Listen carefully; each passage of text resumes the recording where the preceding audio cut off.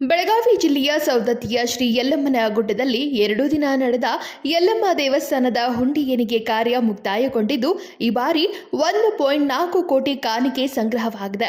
ಇದರಲ್ಲಿ 5.22 ಲಕ್ಷ ಮೌಲ್ಯದ 53 ಗ್ರಾಂ ಚಿನ್ನಾಭರಣ, 1.27 ಲಕ್ಷ ಮೌಲ್ಯದ 1276 ಗ್ರಾಂ ಬೆಳ್ಳಿ ಆಭರಣ, 98.23 ಲಕ್ಷ ನಗದು ಸೇರಿದೆ ಎಂದು ಯಲ್ಲಮ್ಮ ದೇವಸ್ಥಾನ ಪ್ರಾಧಿಕಾರದ ಕಾರ್ಯದರ್ಶಿ ಅಶೋಕ್ ದುಡುಗುಂಟಿ ತಿಳಿಸಿದ್ದಾರೆ.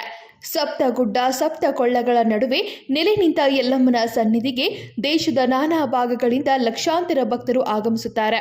ತಮ್ಮ ಇಷ್ಟಾರ್ಥಗಳು ಈಡೇರಿದ ಹಿನ್ನೆಲೆಯಲ್ಲಿ ದೇವಸ್ಥಾನದ ಹುಂಡಿಯಲ್ಲಿ ನಗದು ಮಾತ್ರವಲ್ಲದೆ ಚಿನ್ನಾಭರಣ, ಬೆಳ್ಳಿಯ ಆಭರಣ ಹಾಕಿ ಭಕ್ತಿ ಸಮರ್ಪಿಸುತ್ತಾರೆ.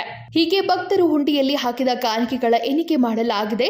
ಯಲ್ಲಮ್ಮನ ದೇವಸ್ಥಾನ ಪ್ರಾಧಿಕಾರದ ಕಾರ್ಯದರ್ಶಿಗಳು, ದೇವಸ್ಥಾನ ಅಧಿಕಾರಿಗಳು, ಬೆಳಗಾವಿ ಜಿಲ್ಲಾಧಿಕಾರಿಗಳು ಹಾಗೂ ಧಾರ್ಮಿಕ ದತ್ತಿ ಇಲಾಖೆ ಕಚೇರಿ, ಸವದತ್ತಿಯ ತಹಸೀಲ್ದಾರ್ ಕಚೇರಿ ಸಿಬ್ಬಂದಿ ಹಾಗೂ ಸವದತ್ತಿ ಪೊಲೀಸರ ಸಮ್ಮುಖದಲ್ಲಿ ಹುಂಡಿಗಳನ್ನು ಒಡೆದು ಎಣಿಕೆ ಮಾಡಲಾಯಿತು. ಈ ವೇಳೆ ಧಾರ್ಮಿಕ ದತ್ತಿ ಇಲಾಖೆಯ ಬೆಳಗಾವಿ ಅಧಿಕಾರಿ Balesha Bai, MP Dyamanagoudra, Allama Prabhunavar, RS Savadatti, NM Mudigoudar, Canara bank manager Chanakshi, Mahantesh Kodalli, Prabhu Hanjagi, Shivananda Nesargi, Anil Terdal, Jagadish Revannavar, ASI BR Sannamalge, Anand Goravankol, DD Naganagoudar ಹಾಗೂ ದೇವಸ್ಥಾನದ ಅಧಿಕಾರಿ ಮತ್ತು ಸಿಬ್ಬಂದಿ ವರ್ಗದವರು ಉಪಸ್ಥಿತರಿದ್ದರು.